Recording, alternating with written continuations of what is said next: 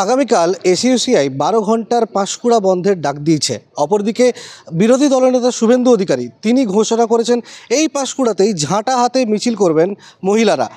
এই দুই দলের মিছিল ঘিরে ইতিমধ্যেই তুঙ্গে রাজনীতি। ঠিক আছে, হবে।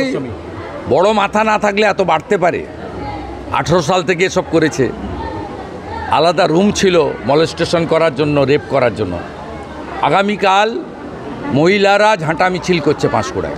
অপরদিকে পাঁশকুড়া থানার পুলিশ আজ এই পাঁশকুড়া সুপার স্পেশালিটি হাসপাতালে এসে সুপারের সঙ্গে কথা বলেছেন। 3 দিনের সিসিটিভি ফুটেজ কালেক্ট করেছেন এবং পাশাপাশি মূল অভিযুক্ত যে জাহির আব্বাস খান, তার যে রুম 157 নম্বর রুম, যে রুমেই তিনি তার মৌরসি পাট্টা চালাতেন, সেই রুমটাও ইতিমধ্যে পাঁশকুড়া থানার পুলিশ সিল করেছে।